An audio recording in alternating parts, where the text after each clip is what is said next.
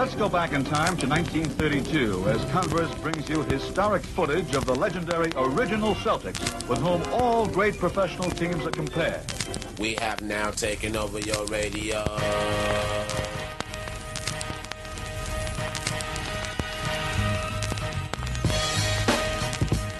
Richie Guerin is about to show you the most important step in getting past a man. It's the first one. And Oscar will inbound it. The men in green, the Milwaukee Bucks. That's Alcindor against Bellamy. Anderson has Jordan. Allen shakes free. Gets two! Gilmore on a snap! Oh, brother. Lead Toledo Artists. You get 21. 4:28 to go in the first quarter for the Cow Palace. Here's Barry. Jordan. Open. Chicago with the lead. Hello and welcome to episode 2 of the Over and Back podcast on the podiumgame.com, a member of the HB Basketball Network. I'm your host, Jason Mann, and with me is my co-host, Rich Kraetsch. Rich, they let us do another one.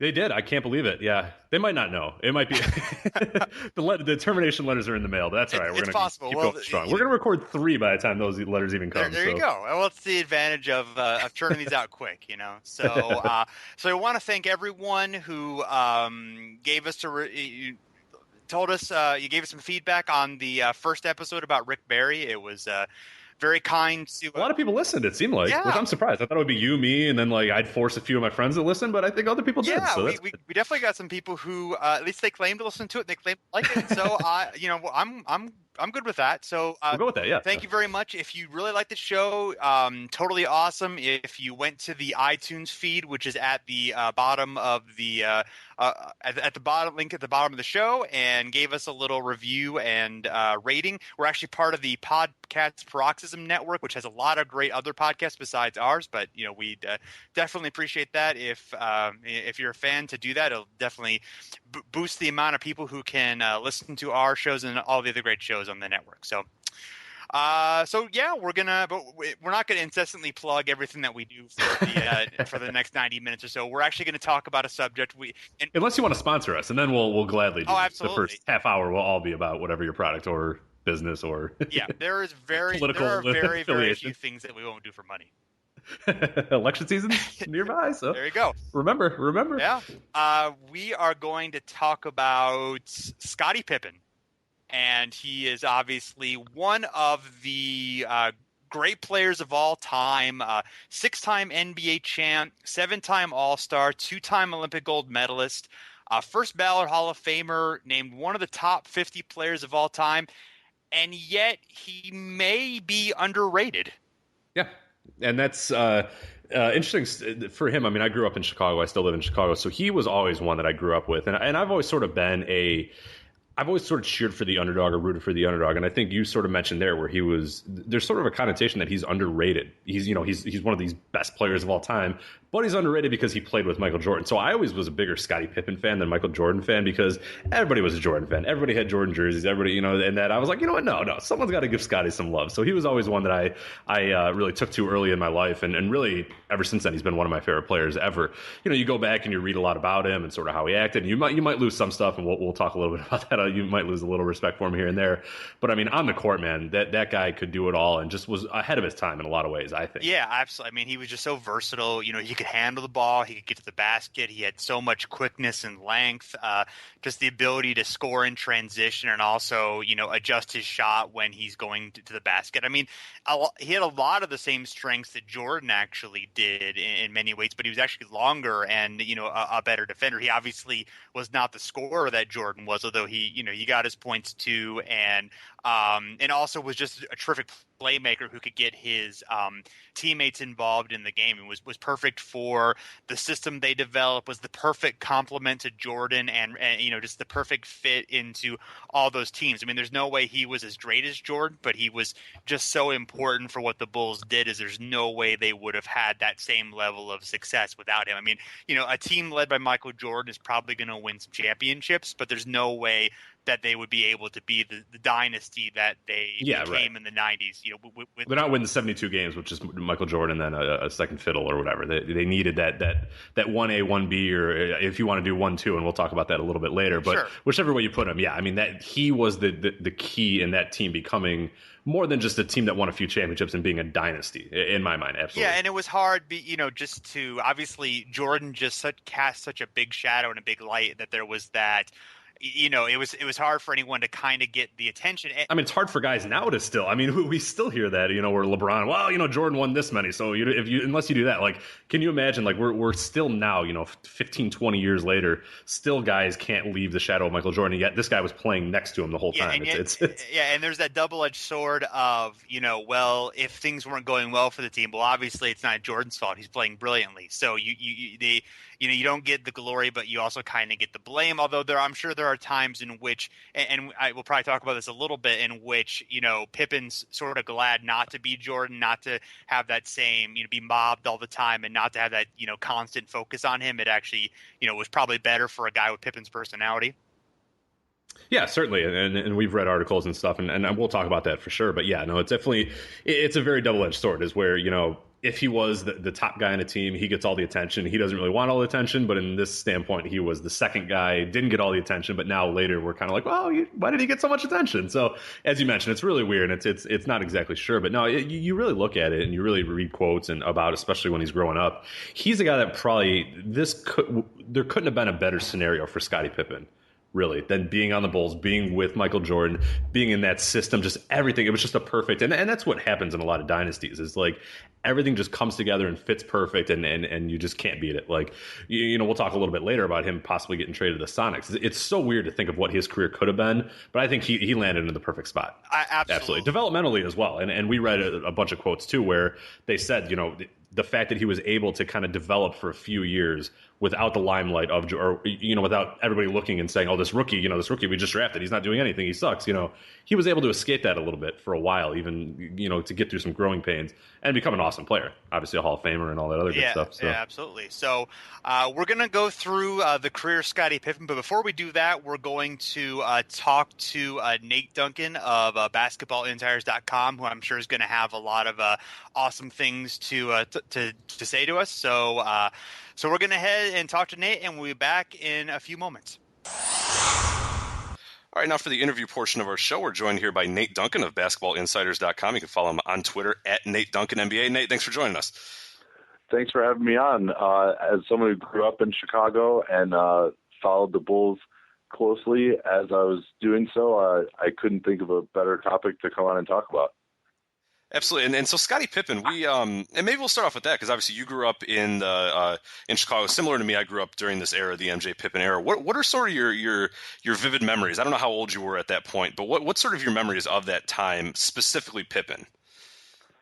So I was born in '80, so really when he was drafted, I was 7. I didn't really follow the team that closely until the first title season, other than just watching a few playoff games. My first real memory of him was hitting a corner 3 in Game 5 of the '89 first round, the game that Jordan eventually won with that shot at the buzzer. He hit a 3, I think, to put the Bulls up 1 when they were down 2 with maybe, like a minute 15 left or something, which I remember everyone was really surprised by, because he didn't really shoot threes very well during the year. And then he oddly shot them amazingly during that postseason. And I went back and looked at Basketball Reference before, just to get prepared. And he shot, I think, like something like 53s during that postseason, and only took 70 during the entire regular year. And he somehow shot 39%. It was a complete aberration. So I thought that was an interesting fact about him, but that was my first memory of him. One interesting thing about Pippen is that there's this, he kind of has this reputation as being somewhat underrated, maybe by probably the hardcore NBA fans appreciate him, but but maybe your more casual sports fan doesn't. First of all, do you think that's the case do you think that was kind of the case during the 90s? Did you kind of have people run into people who thought that, despite the fact that he was, a top 50 player and eventually a first ballot Hall of Famer? I think this has been a big debate that's gone through the years of whether he's rated properly. And I think he really is. And I think the reason for that is because, he did real well as a sidekick. You certainly, as with him as your second best offensive player, that's nothing to sneeze at. You can have one of the great teams of all time. But then during the years when Jordan was out, he was able to increase his usage and really had his two best years statistically during that time as well. So you think, and that was when he was 28 and 29. So maybe even if he'd been on his own for the couple of years before that, he might have been even a little bit better during those years. So I think since you have that kind of test case, that diffuses the argument that he was just simply a creature of playing with Jordan. Yeah, absolutely. And another sort of thing that sort of adds on to that a little bit is when we look at advanced statistics and we look at sort of stuff, it's hard to really capture, or maybe I'll pose that question to you, because that's sort of one of the narratives as well surrounding Pippen, is that you look at a lot of the advanced stats and maybe he does look a little overrated to some people, or to others maybe he's underrated. There's this weird imbalance here, and a lot of it does deal with statistics and the advanced statistics and what we can sort of see from what Pippen did. And we had a lot of people sort of asking us, do you think any stat really encapsulates what Pippen was really good at? Because obviously we know you can watch game film. You remember growing up, Pippen's defense was incredible, and he was so good at being maybe not getting all the steals or not getting all the blocks that sort of win Defensive Player of the Years, but being sort of in between gaps. There's a famous of him defending Magic Johnson, and yeah, it won't show up in the stats of what he's doing to Magic, but he's killing that guy. And Magic's gassed and just completely done or whatever. That doesn't really show up. Do you think stats do a proper job of really? If maybe you handed a stat sheet of Scottie Pippen to someone and said, what do you think of this guy? Do you think it'll do a good job of capturing who he really was or what he was? Yeah, it does if you look at the right stats. That's the real issue. And to me, I think his offensive stats capture what he was. I think the fact that a lot of what his value was because his versatility allowed so much leeway in team construction. Look at it from the offensive perspective. He's someone who never had a great percentage shooting from the field. I think his career high true shooting percentage was, 55, 56%. But because he was able to handle the ball on the wing, he allowed the Bulls to play guys like Craig Hodges or Steve Kerr or even Ron Harper, who was not, really a true point guard, but he allowed, Ron Harper was someone whose defense really helped. But, they couldn't have gotten away with him as a point guard without Pippen's ball handling. Steve Kerr also not really someone who's going to play make it all. They needed Pippen to do that type of stuff. So offensively, he really helped with the team construction. And then, of course, defensively, you look at the team, the way the team was constructed, they never had a great rim protector. The great defenses in NBA history are almost always based on having a tall guy who's really good at blocking shots, backing up. The Bulls are one of the great defenses that never really had that. And Pippen was the main force behind that, both in his ability to lock guys down one-on-one and also in his help defense, which is another aspect which, is not, there weren't really any stats to quantify that back then, but you can just look at where the Bulls rated defensively during those years, and you can see, he and Jordan and Rodman, but getting that done without a great rim protector, I think we're looking at their rating to be that high without that is another stat that really shows how valuable he truly was. Do you think that Pippen changed what teams were looking for at the small forward position during his career and afterward? It may have changed what they were looking for, and I think you're on the right track because going back to the 60s or so, I mean, there was a time when they were just forwards. There weren't even necessarily power forwards and small forwards. They were just forwards. And those were guys who generally, would kind of shoot from the mid-range, maybe put the ball on the floor a little bit in short areas. But then during the 70s, you had an evolution where you would have a small forward who's more of a scorer, and then, a power forward like Paul Silas type who would do a little bit more of the dirty work. But then Pippen was the next evolution because he, as the small forward, was a guy who really initiated the offense, and he was one of the first point forwards. Paul Pressey was probably really the first, but Pippen was probably the first of those guys who also was really a good scorer, whereas previously the model small forward had been someone like Alex English or even Adrian Dantley, guys who were going to kind of receive the ball already in the front court and then maybe go to work from the mid-range rather than initiating the offense themselves. And the only reason I would say that he didn't necessarily revolutionize the position is because there's still so few guys at that position who really can do the type of playmaking that he did. But I think he certainly revolutionized the ideal of what the small forward could be if you had the talent. Absolutely. Another interesting aspect, and you might be able to add some insights to this growing up in Chicago, is and a big part of what we've talked about during this entire podcast has been sort of Pippen's contentious relationship with fans, with the media, with the team, with his coaches, with general managers. He really sort of, and it's hard to. When you go back and read newspapers and read old clippings, you see so much stuff of these issues that he sort of had. And I don't know if we necessarily talk too much about that these days. If from your standpoint, as somebody who grew up in Chicago, how do you think the city of Chicago or people, or maybe how you perceive him, maybe attitude-wise, not player-wise? Because I know my dad, who's like, he's 60 now, and he anytime I mention Pippen, he goes, that crybaby or whatever. Like, he hated him, whereas I was real young at that time, so I'm just kind of like, well, I liked Pippen. Like, I wasn't reading the papers. I didn't know that. I was just watching the games, whereas he was like, he's bitching again, or he wants more money, or, that sort of stuff. So I'm kind of curious on your thoughts. Where do you see him sort of attitude-wise you kind of know what I'm saying.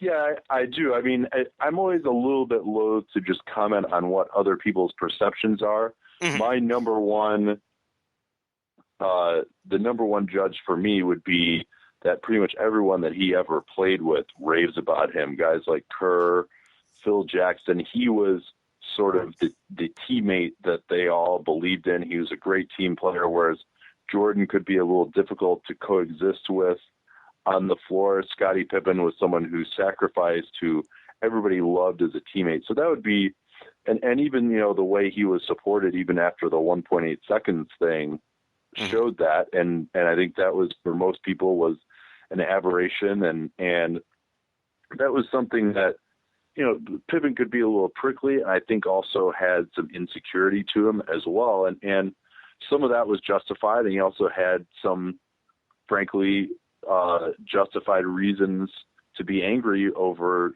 his contract, even though, it was something that he negotiated. He ended up being very underpaid for pretty much his entire Bulls career, because he started off with a rookie contract, and then he signed, I think, a 6-year contract extension in the summer of '91 after the first championship that only paid him about $3.5 million a year. And then the salary cap shot up like crazy. And as a result, you had him making $3.5 million when Jordan was making $30 million, when guys like Kevin Garnett had signed, a 6-year, $120 million deal in '98. And so then that was the contract then that finally expired after '98. And then he ended up going to the Rockets in free agency. So he certainly felt a reason to feel bad about being underpaid. The other issue was that the CBA, I think it was in '95, outlawed just renegotiating contracts the way you could previously. I'm not as much of an expert on those old CBAs as I am the current one, but that was another issue. They couldn't even really redo his deal, even if they wanted to.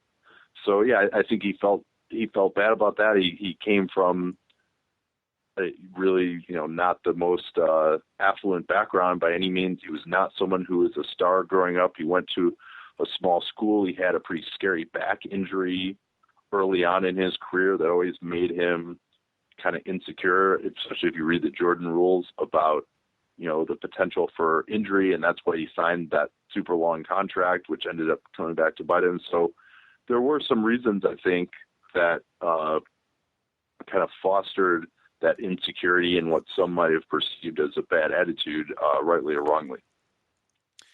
Last question from me. How do you think the '90s Bulls stack up with the kind of the other great super teams in NBA history? At least that you've seen. That's a great question. I think that they were the best of the teams, better than any team that came before then. People talk about, the 86 Celtics as being another potential contender. I don't think that if you look at either the 92 Bulls or really more the 96 Bulls, I don't think that Celtics team would have had the athleticism to match up on the wing, and they would have been able to put Pippen on Bird, which would have Pippen is probably really the best possible defender that you could imagine for Bird, unless you're talking about LeBron James maybe. So I think that those, and then who are they going to put on Jordan either? I mean, Danny Ainge or an older Dennis Johnson probably wouldn't have gotten it done either. So I think that those Bulls teams were just a little bit more athletic than those Celtics teams, not to denigrate them, especially because that was a team that people don't realize because it was a bunch of seemingly slow white dudes that they actually had the number one defense that year in 86. But I think those Bulls teams probably would have been some of the best ones. Certainly their statistical resume is the best. The only thing that you can say about that 96 team is that the competition they faced might have been a little watered down. There was expansion. The league added, I think, 6 teams from 1988 through 95. And so that the league, the growth of talent didn't keep up with that. And in fact, the 88 to 91 drafts were all really bad. And so those were the times when you would have had superstars from those drafts going into their prime if they'd been any good, but the overall talent was kind of down. And that's why you had in the late 90s teams with kind of older stars like the Jazz, the Bulls, even the Rockets doing much better because there weren't those stars in their prime coming in behind them. So that's why you had teams, how you can have a Michael Jordan who was age 33, 34, 35 still be the best player in the league at that point. Before we wrap up here, this is always kind of a big question, and we try to do this podcast mostly without talking a ton about Jordan and comparing Pippen to Jordan, that sort of stuff, but it's a big question in everyone's minds. And do you think that being sort of a tag team with Jordan, do you think it hurt or helped his legacy? I think ultimately it helped because, I mean, he wouldn't have won 6 championships without that, right? We probably wouldn't even... I mean, we wouldn't have been having this conversation about him without that. And the fact that there was that brief hiatus let him show his stuff a little bit more. So I think that sort of takes away the whole idea that he's just only good because of Jordan. But no, I think ultimately it probably helps. And it's not like there was so much offensive firepower on those teams outside of Jordan to where Pippen's numbers were really that depressed. Even his per game numbers in 94 and 95 weren't that much higher than they were when Jordan was around. So I think ultimately they were a great combination, and especially in a time when 3-point shooting wasn't as important as it is now. You could have 2 guys who weren't great 3-point shooters at the 2 and 3. Now they might have a little bit more trouble with that because, you need to have one of those guys probably be a floor spacer. But, I think it was a great combination and really only helped him, at least from a historical perspective. All right, well, Nate, we thank you for joining us here on the podcast. Of course, we're talking Scottie Pippen here. I appreciate it very much. You can read all of Nate's work, basketballinsiders.com, and also on Twitter, @Nate Duncan NBA. Nate, thanks for joining us. All right. Please be sure to invite me back for the Brad Sellers podcast next time. What about the Rory Sparrow one? That one's actually next week. So can we just keep you on the schedule for it? Take care. All right. Thanks, guys.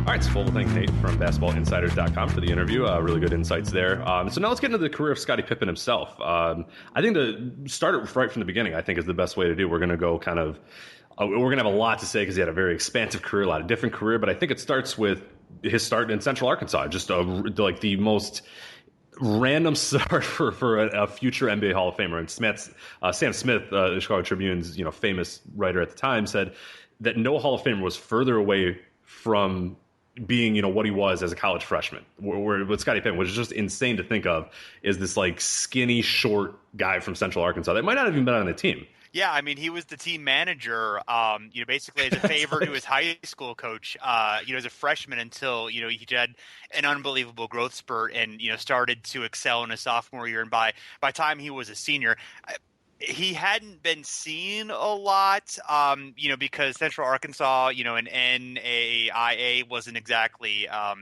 they weren't shown on television or anything like that. They never quite made the tournament. But by the time the draft actually happened, he had a buzz, like the scouts had seen him, and there was certainly like a, like he wasn't completely out of from nowhere exactly, but like he definitely, he was an unknown for the most part, for sure. For the people there, at the draft, certainly had no idea who he was. Yeah, and if you watch the video of the draft, which is really good, and NBA TV around draft time always goes and plays old drafts, and I eat that up. He gets picked, and they mention him. David Stern says Scott Pippen. He doesn't say Scottie Pippen, which I thought was pretty funny. And so he says Scott Pippen, and then you just hear this, what sounds like boos, but if you really listen, it's people saying who. And then you hear, like, even the guys, at the desk are, like, flipping through papers, because I'm sure they had it, like, listed, and he's, maybe... They thought he was going to go first round, but I don't think anybody thought he was going to be, the 5th overall pick. So there's you just hear this like who, and then like, all right, Scott Pippen, Central Arkansas, and then they have like a video, and it's all from the pre-draft camp. There's like nothing of his college, and it's just like here's him dunking at the pre-draft camp or whatever. And that's it. That's like all they have, and it's just back to the guys at the desk talking. So it's kind of funny. It's sort of now when you get those like random, like we had Bruno, the Toronto Raptors draft pick this year, and he had like maybe 13 seconds of clips, and then it went back, and they're like, oh, well, that's all we got. We got like a YouTube video that we downloaded before, but yeah, it's pretty funny in that era where it was just like, yeah, you hear audible who's when he's picked, which is funny. Yeah, absolutely. And he was chosen along with Horace Grant in the 87 draft, who he had a very close friendship with for a while. He was actually drafted by the Sonics, and but it was a prearranged deal where if Reggie Williams was picked ahead of him, then the Sonics were going to go ahead, because that was the guy they wanted. They went ahead and picked Pippen and then traded him to the Bulls for Olden Paulnice. So definitely. And I think we know who got the better of that deal. Obviously, I would the Supersonics. So, yeah. The Bulls also got a 1989 first round pick, in which became B.J. Armstrong. So. They got a good haul that year. Yeah, it was, yes. For Olden Paulnice, who did not have a very illustrious career with the Seattle Supersonics. They lost Jeff Sanders, too, which was obviously a huge loss. So power shift. Jeff Sanders. So there's a article from SI from early in 87 talking about how Pippen is actually, adjusting well, although the Bulls' assistant general manager, Billy McKinney, called the NAIA competition at Central Arkansas as amateur white at the Y, but saying that Pippen did not seem intimidated. In fact, the first NBA game he ever saw in person was the first one that he played in. So kind of praising his poise already, in that time, even though, definitely Pippen did not play a whole lot in his first year. He did not start. Actually, his first start was during was Game 5 of the first playoff series against the Cavs, which was the deciding game of that series, in which the Bulls won. So you know, he definitely, it did take Pippen some time to adjust to the league. He was definitely a bit of a work in progress. You know, his numbers all grew through his second and third season, and it took him a while certainly to become like an all-star level player. But, you know, obviously the potential was there. Yeah, and one thing that's kind of remarkable with him is he never really was a three-point shooter at all, but you look at his rookie year and like 23 attempts, shot 17%, so not the best percent, and he never became like a knockdown shooter, but he got to 37%, I think was his career high, somewhere around that range, and ended up at 32% for his career. But you watch that rookie year, and that was like don't take these. Yeah, just no. 23 attempts, he made 4 of them, so probably a good idea to tell him to just not take them. That's almost Anthony Bennett-esque. Oh, not that. Poor Eddie. So he's able to he helps lead the Bulls to Michael Jordan's first playoff series victory against the Cavs. He was 7th on the team in minutes behind Brad Sellers, who he's soon going to take over. The team also includes Jordan, obviously, who was Defensive Player of the Year. Charles Oakley, Dave Corzine, Jim Paxson, and Horace Grant are all kind of in major roles. So you have a few of the guys who, of course, become part of that Bulls dynasty, and then you have some guys who are going to be sent packing soon. Mm-hmm. And this is not that Clipper series.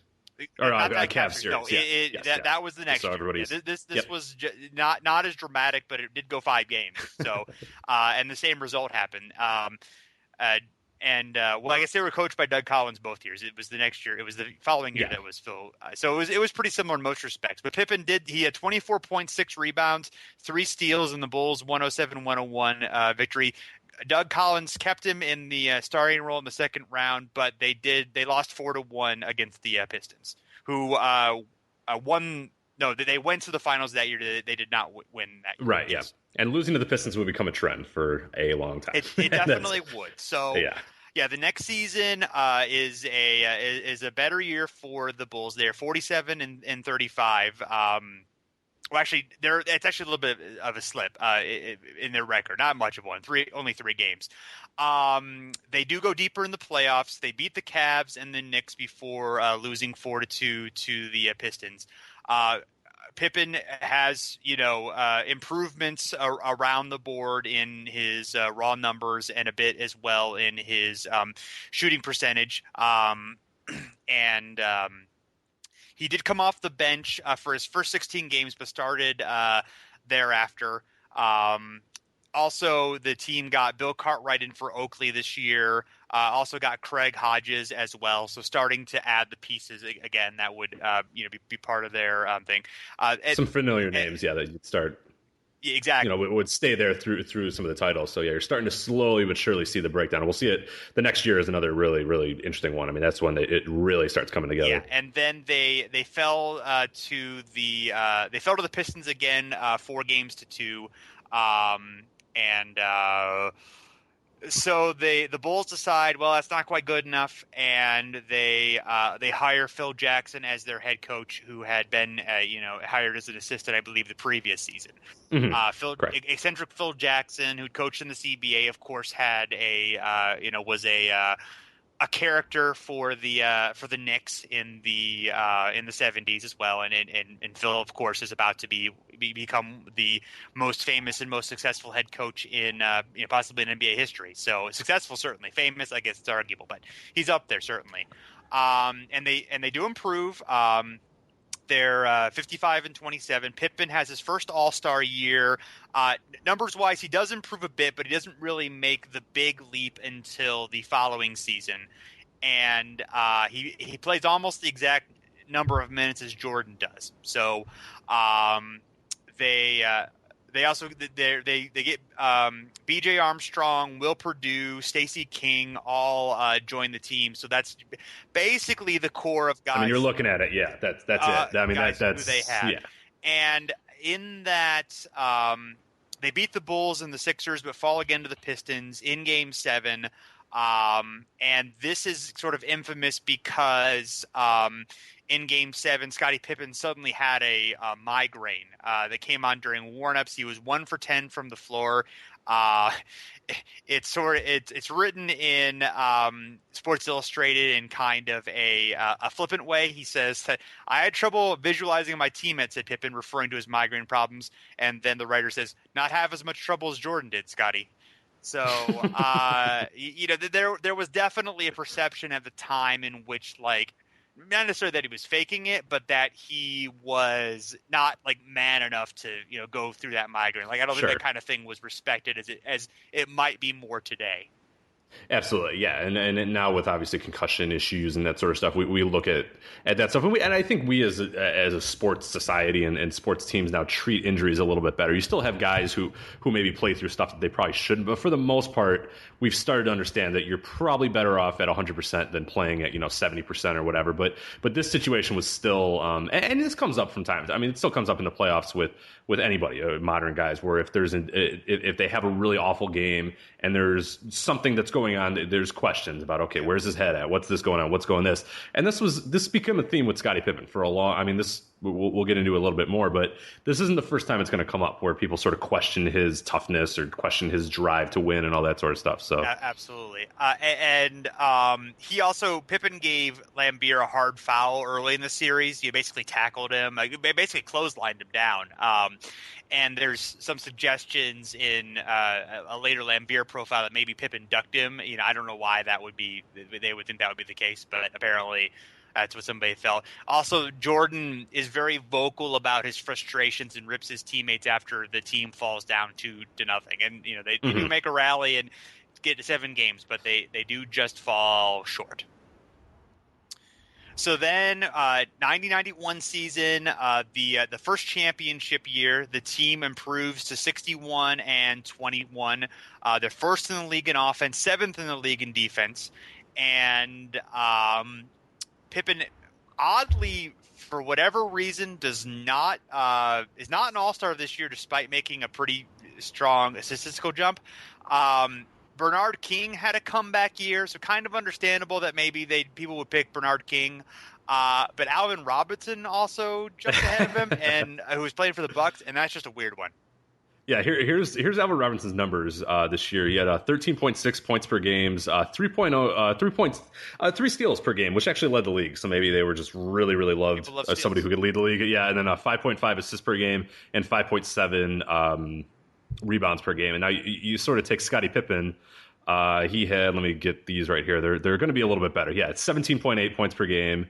2.4 steals per game, so that's a huge difference. 6.2 assists per game and 7.3 rebounds. Yeah. So basically everything besides 6 steals per game, and he was better in basically every category by leaps and bounds. But yeah, the miraculous. I mean, when the Bucks are going to be as good of a team, oh wait, they were 48 and 34. Well, you can't. You just can't deny Alvin Robertson. I mean, when Alvin Robinson's ready to have a Hall of Fame season or an All-Star season, you got to give it to him. So you got to respect Alvin. That guy made a lot of All-Star games, and I don't know if he. I mean, the few of these seasons are a little bit better than those. I mean, the early Spurs years are pretty good. This one is not a good year. He was a solid player, certainly. He was a good one, but he was so much better the year before. Too. That's what's funny. Yeah. Is the year in 88, 89, 90, he's so much better. But this year, okay, well, whatever. Alvin, no. I'll try to do. Were we able to look at old? Was there an old Bleacher Report article about in 1990 about how Scottie Pippen got screwed, or top 10 reasons Alvin Robertson doesn't deserve his? That in my research. Yeah, I did too. Yeah, I didn't see it either, so I wasn't sure if you saw it. Okay, well, either way. So, we do see an improvement, basically in everything, in shooting, rebounding, assist percentage. He got a Defensive Player of the Year vote, was second on All-Team D, so his defense is starting to get more respect, at least from voters. The Bulls blew through the Knicks, Sixers, and Pistons, and then LA for the title. Importantly, of course, overcoming the Pistons after losing to them 3 straight years in the playoffs, just sweeping them in the series, basically just completely destroying them, and then completely destroying them. And then before there's the infamous Pistons walkout as they refuse to shake the Bulls' hands, and they walk out. They go out in a blaze of jerkdom rather than being classy. Kind of an interesting cap on that Bad Boys era where a lot of people kind of thought good riddance to the Pistons at the time, which may have maybe led them to be in a surly mood, but. Anyway, then they get to the finals, and it's the great, the player of the 80s in Magic versus the player of the 90s in Jordan. The bridge between those two eras, and then the Bulls just completely wiping out the Lakers. The Lakers did win the first game in the series, but it was pretty much all Bulls after that, and a lot of it was Pippen being put on Magic in the second game of the series and just working tirelessly against him. Yeah, and that actually, sort of from a Bulls fan perspective, this reminds me very much of the series of the Bulls Heat in 2011, where the Bulls won the first game. This is the Eastern Conference Finals 2011, and the Bulls won the first game, and in Chicago, everyone's like, "Oh my God, we're going to break up!" And this is the first year of the Big Three, Miami dynasty or whatever. So the Bulls win game one or whatever. Game two, maybe about halfway through the game, I don't remember exactly when it happened.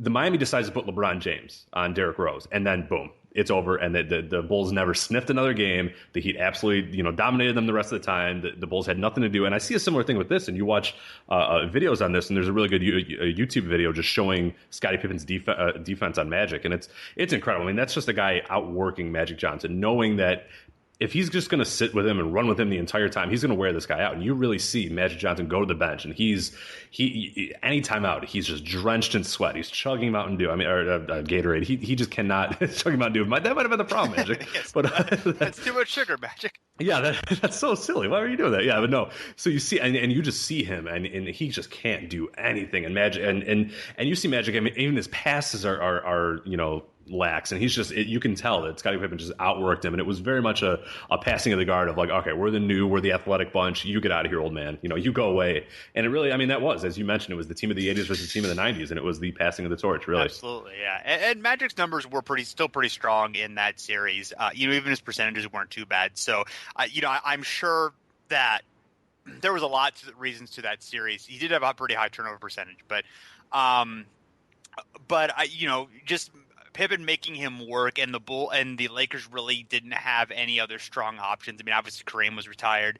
They had a decent balanced team of Divac and Worthy and Sam Perkins and AC Green and Byron Scott and those guys. But it was definitely like the Bulls were younger and hungrier and had that three Dobermans defense. Grant and Jordan, Pippen, and just were able to supply so much pressure and yet recover. And there's a Sports Illustrated article talking about, Grant in particular of being just so important in that, and, being able to supply pressure at the point of the ball and also get back to play defense on an open man. And then also Jordan Pippen swiping for steals and, being able to score so easily in transition. And that's obviously, defensive principles that are, at play a lot today, of just being able to be aggressive and yet recover. The Heat obviously have been doing a lot of that for the the past 4 years. It's just the younger and hungrier team, the team that was ready, and also the Bulls were able to be so physical with the Pistons. I mean, they were finally able to just kind of beat the Pistons at their own game and frustrate them and tire them out, and they were kind of it was another team that had been great for a while in the 80s and weren't quite the team of the 80s, but obviously had won the last two titles. So and they were getting older, and it was a new guard. Yeah, absolutely. So 91-92, they win their second championship, even better in the regular season, 67-15, but they have a harder time in the playoffs. They sweep the Heat easily enough, but then the Knicks take them to 7 games. And the first 7-game series of Jordan Pippen, I guess the first 7-game series win for them. Then the Cavs, they beat them, but in 6. Then they beat the Blazers for 6 in the finals. Pippen helps out, of course, during that time. Including a 17-point, 11 rebound, 11 assist game 7 against the Knicks. So Pippen's back to an all-star year with, great numbers. He actually starts the all-star game, in fact, thanks to a Bird injury. Led the team in minutes. He received 1 MVP vote, 1 Defensive Player of the Year vote. He was all second team NBA and first team all defense. So definitely getting, the respect from the voters, even though, again, still in the shadow of Jordan. They run through things pretty well, other than, of course, that Knicks series. And the Knicks would be a tough team for them as the 90s continue on. Yeah. Yeah, and the finals were an interesting one as well. You sort of...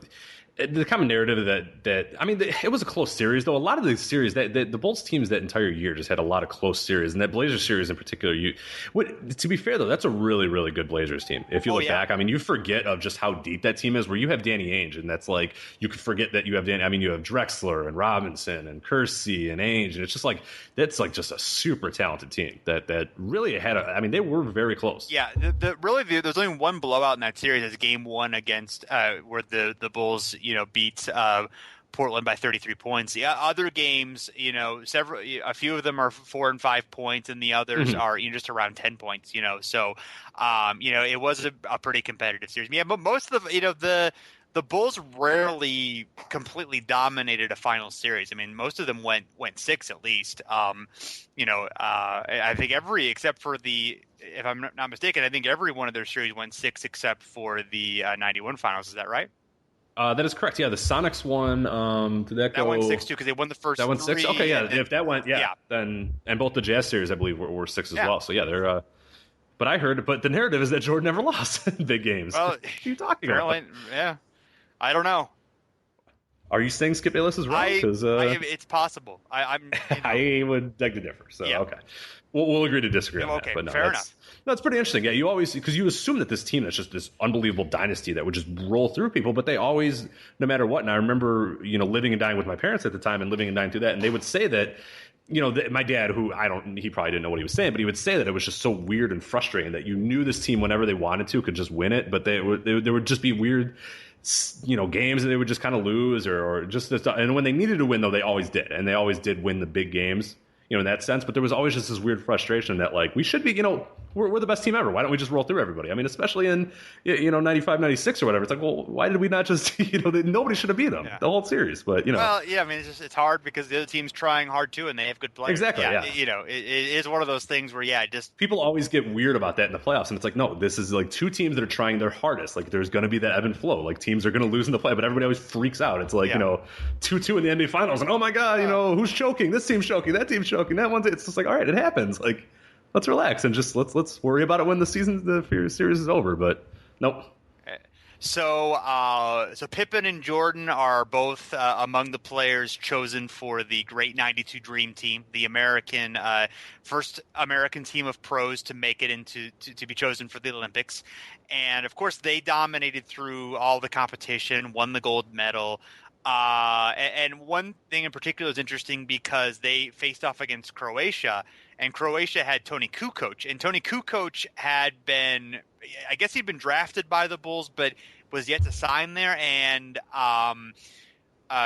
Jerry Krause, who was the general manager who basically built the Bulls dynasty and who was not liked by Pippen or Jordan or really anybody, he was just gaga about how Kukoc is going to be this great player and how he's going to, revolutionize the game. He kind of ended up he was kind of the player that Dirk Nowitzki ended up kind of became. That was sort of the idea behind what Kukoc would be. He's this 6'11" guy who can shoot threes and is just incredible. And so and Pippen in particular was resentful of that. So they just really went after Kukoc during that game. And in particular, Pippen was just like, I don't think he would help us at this point. We've won back-to-back championships. I don't see how he would help us right now.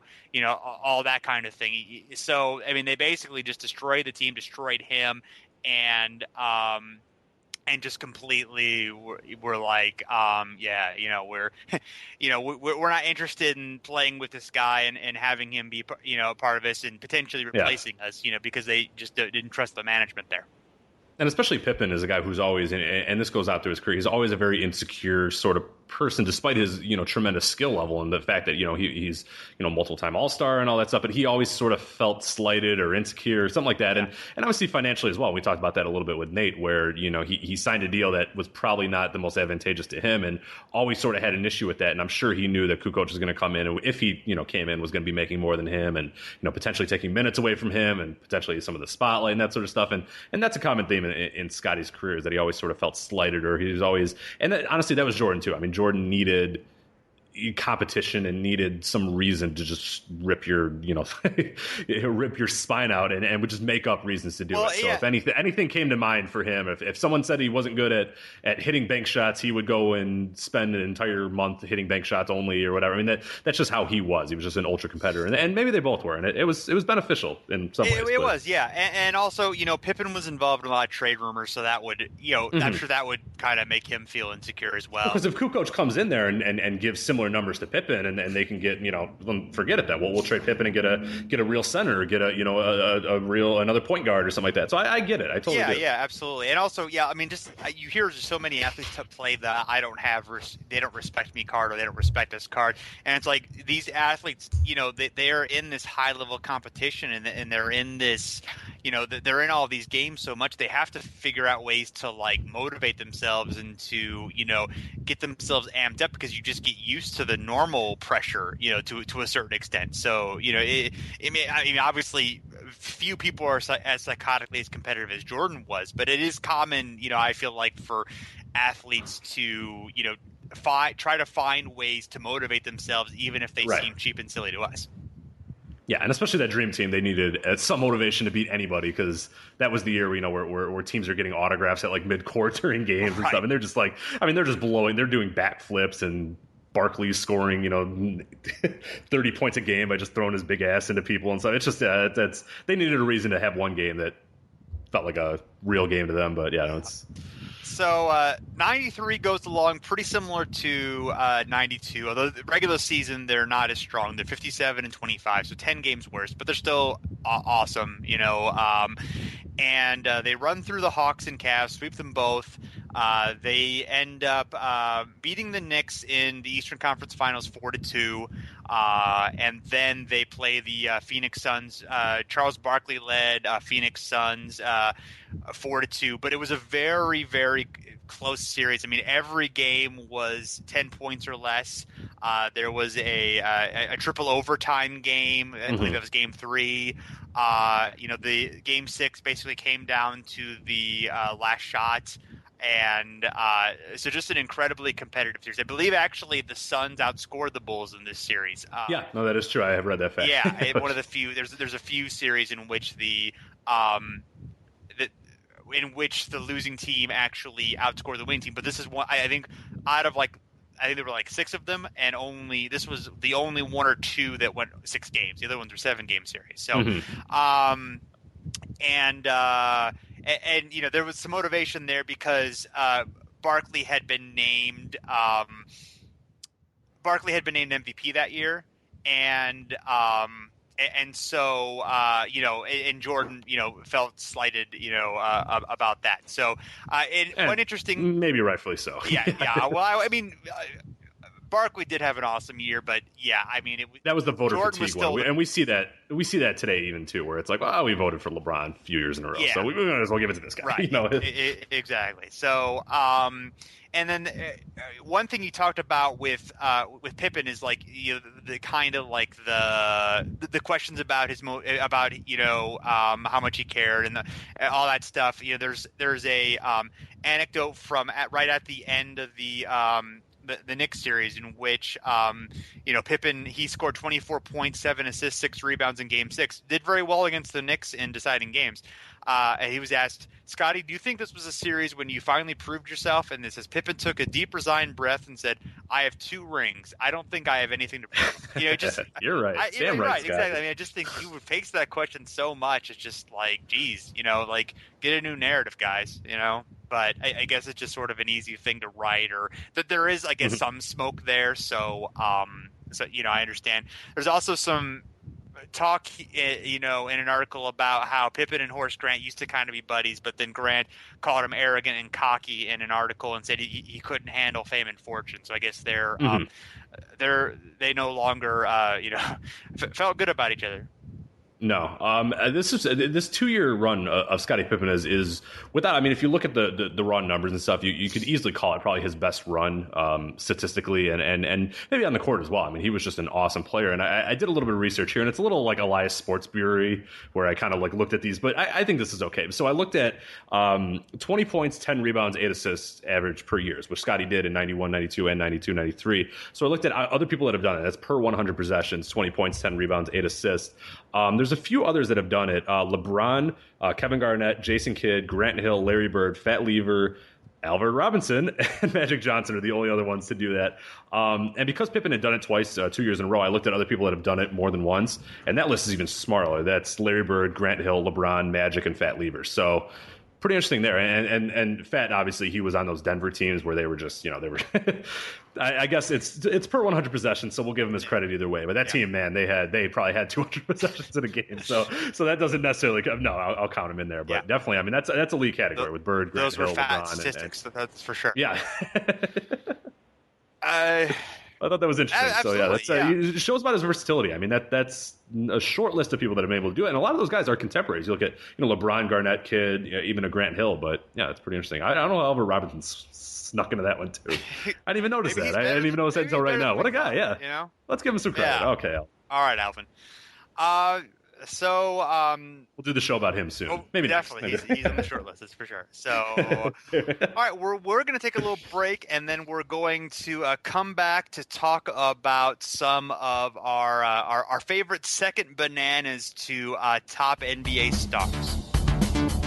It's truly a pleasure for me to be here. This is like a brother in arms.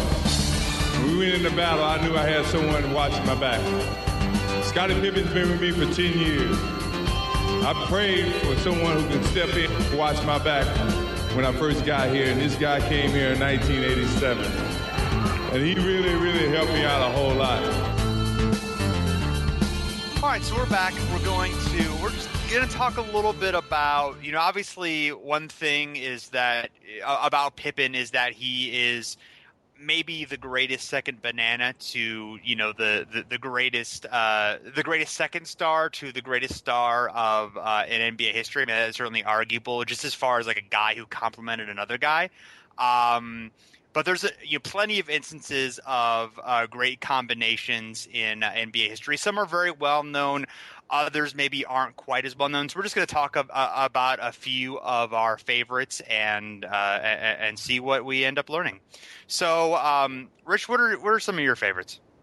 Well, I mean, obviously, the question, too, before we kind of get into the second bananas, is it's always sort of interesting to take this because we're putting together this list because we want to do this for the show, obviously. And it's hard to – some guys seem like they're 1A, 1B. Some seem like they're second banana. It's very hard to see that sort of – how do you sort of separate those people that are like that? We have a Stockton and Malone, who's a guy that I obviously – that's a combo that I definitely loved. It was a team that I really enjoyed. I mean, obviously, even facing the Bulls, I still respected what they did and all that sort of stuff. To me, there always seemed, I don't know who would be the second banana in that. I think Karl Malone's a better overall player than John Stockton, but they're so closely aligned, and I feel like it's not a second banana. It's Stockton and Malone or whatever. And I don't know if we necessarily get that with Jordan. I mean, you have other guys like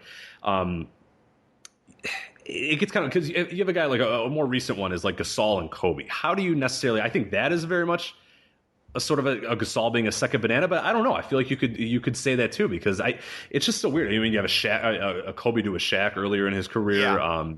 It's so weird to try to figure out that line of like, because there's some guys that are very clearly 1, 2, and then there's so many different like kind of 1A, 1Bs, and I'm never really sure how to kind of define that. You know what I mean? Yeah, and there's also kind of like like a case in like the '60s Celtics, where obviously the top guy was Bill Russell, but there were so many other standouts. I mean, there's Sam Jones, who won 10 rings and, was a complimentary guy, but there's also, somebody, Bob Cousy, who was, maybe even viewed as the number one star. early on, during that run because, he'd been the point guard for a while. He had those local ties. And somebody like Havlicek later, who kind of evolved from that 6-man role to be, kind of one of the primary guys there. I mean, there's so many there, but yet, obviously Russell had those, complementary stars that, that worked with him, but there were so many in those cases. It's interesting. Also, like a case in a Wade to LeBron James, where Wade obviously was like a star who had carried his team. And yet he sort of realized or seemed to realize that he needed to take that second banana rule for things to work for the Heat, acknowledging, that like his health limitations and his age and needing to defer to LeBron to completely make that work. Where at first, like, there was kind of the first year was like 1A, 1B, and there was like equal possessions and equal usage rates or whatever. Yeah. And then, that next year it was like, okay, no, LeBron should probably get, a lot more and handle the ball more and all that stuff. And obviously it was quite successful. And there was that absurd notion that like LeBron was like trying to team with Wade because he was going to be like the Pippen to Wade's Jordan, which obviously is when, some that I think are kind of forgotten a little bit are and I didn't even know this, but I was kind of looking up some of the like Minneapolis Lakers stats, and one guy that stood out to me as a guy who was just like incredibly good was Vern Mickelson, who's a guy I'd never really heard of that much, but just really was, of those early Minneapolis Lakers teams, he was definitely like he seemed to be like the number 2, guy. And, you wouldn't necessarily think that. I mean, I guess the only guy who's really well known from those teams today is Mikan. But I mean, that was that was a team that won 4 titles in 5 years, and was definitely a powerhouse. And he definitely seemed to have a big role in that. There's also Bob Dandridge to Kareem Abdul. Yeah, and he was great. I mean, that guy is really good when you look at his numbers. But I mean, man, he couldn't have been more of a second fiddle when you got Lou Alcindor there. But no, he was really. And awesome. Also, he was a part of the great late '70s Washington Bullets teams. That went to the finals in '78, or won the title in '78, went to the finals in '79. So, he worked out there. Maybe doesn't quite exactly fit that, but there's also somebody obviously like and this is tough because there's like a Sean Kemp to Gary Payton, but I felt like those guys were equals, or maybe even Kemp was I'm with star you at the time. But yet you look like long term. Obviously, Kemp disintegrated and Payton stayed there, and as a Hall of Famer, and Kemp did not really have a Hall of Fame career. He if he had lasted longer and been a great player longer, maybe, but he just wasn't quite that and level. Even at the time, and I could be wrong, just sort of my understanding of how I was a fan at that time, I always thought Kemp was way better than Payton, and I think it was because Kemp did the flashy stuff and was the big dunker and an NBA Jam, he's one of the better players and all that sort of stuff, whereas Payton was sort of the down and dirty sort of guy. So if they had sort of kept on those career paths, I wonder if it would have been Payton as the second guy and Kemp. But now it's so hard to think of that because Kemp goes to Cleveland, gains 300 pounds and has 37 kids, so we forget about that. But yeah, it's very interesting because at the time I always felt like Kemp was better than Payton, but that could just be, and that could be just baseball or basketball me who's like 8 years old, and of course you would like Kemp more than Payton when you're like 8 or 9, but Yeah, absolutely. And then there's another one where it's sort of like, Isaiah Thomas on the late 80s Pistons. There's some interesting candidates there because there's obviously Joe Dumars, who was like steady and dependable and, and played for the Pistons for so long, even after Isaiah was done. There's also Lambeer, whose career with the Pistons almost exactly tracks with Isaiah's career, and just feels sort of spiritually in line with Isaiah as far as the attitudes go with the bad boys. So, I guess that was just more of like a team with a lot of great players, and I don't know if there was necessarily a second one there, but I guess if you either you pick the yin and the yang there, or you pick the the two guys who are in sync, spiritually. But Lambier was, I think, a way better actual like number producer than people like think. Sure, Like he was actually like legitimately an all-star for a few seasons. It wasn't just based on reputation. I mean, he really was a guy who, in addition to everything that all the just the fouls and the surly attitude and all that stuff that he's famous for. I mean, he really was a guy who actually produced very well on the court. Certainly, yeah. And that team always gets the rep of being, they scored, 50 points a game and just shoved you down or whatever. But Dumars and Lambier and all those guys, it's a super talented team regardless of, that rep that they sort of get. I mean, people just sort of assume that they grinded to every single win they ever had. I mean, it's a good team, though, regardless. Oh, absolutely. Yeah. I mean, a great team. I mean, they won 2 titles and they did it in an era of super, that was super competitive. I mean, they beat down the Bulls. I'm looking right now, the Celtics, they beat down the Lakers. I mean, sure. All those teams near their peaks. So, yeah. The 88-89 Detroit Pistons, they're actually 7th in the league in offensive rating. So, like, the idea that they gave up, 70 points a game and then scored 72, like, that's not exactly right. how it Yeah, went, I mean, they could grind it out for sure, but I think they were like a they kind of were the team that pushed the style toward those Knicks 70. Yeah, then it got ridiculous. I mean, games, but I don't think they actually were involved in a lot of those on their own. No, absolutely not. Well, I think we're going to go on to part 2 of Scottie Pippen's career. And, of course, in the 93 offseason, Michael Jordan retires, decides, hey, I want to go play baseball. And, of course, I'm a little bit flippant about that, but Jordan, of course, had the tragedy of his father dying over that summer. And, and Jordan actually was, I mean, he wasn't super young. I mean, he was, I think, 31 or so at that time. Mm-hmm. And that was not really an uncommon age for NBA players to retire. I guess he was 29. So he would have been a couple years early. Than a lot of players, but it was not, even at that time, it wasn't necessarily uncommon for a NBA player to retire at 32 or 33. So yeah, and this is a guy too. If you think about the wear and tear of his game, the mental aspect as well, where this guy, I mean, as we mentioned previously, is just he would make up things in his head to get pumped up for games. I mean, this guy is I could very easily see. I mean, I am sort of on the fence. There's conspiracy theories and all that sort of stuff. This isn't right the show to kind of talk about it, but I could see if you want to make a justification why he did it is, his father dies. His brain is just. I mean, this is a guy who just every day wakes up and eats and sleeps basketball and stuff. I can totally get you just being like, you know what, I am okay with just riding a bus and nobody bothering me. Yeah. For a little bit, just a little bit. Like absolutely. I just need to get away. I mean, this is a guy who was on the cover of Sports Illustrated, Nike, McDonald's, that sort of stuff. I could totally get a guy just being like, no, you know what? I need to just get away for a little bit. Well, now you made me feel bad for making fun of Jordan. No, it's okay. All right, fair enough. Because he was not very good at baseball either. Yeah, that was kind of a sideshow as well. He could have just went home and did nothing. He could have. Yeah, he could have played baseball in his backyard. Get a pitching machine. Oh yeah, he could afford it. Oh yes, he could. He definitely could. So that obviously shifts Pippen's role. He's now the man, the main guy in the roster, and he actually responds very well. The team finishes 55-27. Pippen's 8th in the league in scoring. He's 2nd in steals, 19th in assists. He's named to the first team All-NBA, All-Defensive First Team. He's 4th in Defensive Player of the Year voting and 3rd in MVP voting to Hakeem Olajuwon and David Robinson. So obviously great year, his best season. He's an All-Star that year and wins the All-Star MVP. And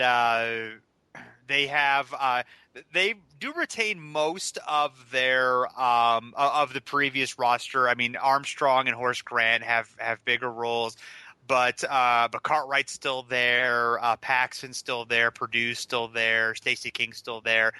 Steve Kerr comes along. Coach has his first year. There's also Bill Wennington and Luke Longley and future 2-time Bulls interim coach Pete Myers.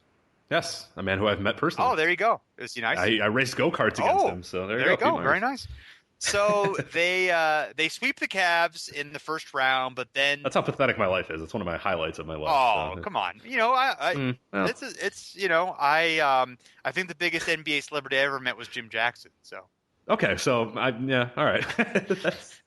Jimmy that's bad. Ohio State star, Yeah, I was gonna say, you're in Ohio, so he's like a legend there. Yeah, so. exactly. Yeah. I mean, if you're from like California, it might not be, but no, he's an Ohio legend. He played for several California teams. Yeah, but I don't think they would care.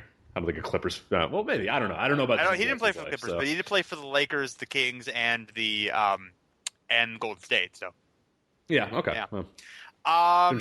So they sweep the Cavs. Then the Knicks series goes 7 games. They lose it.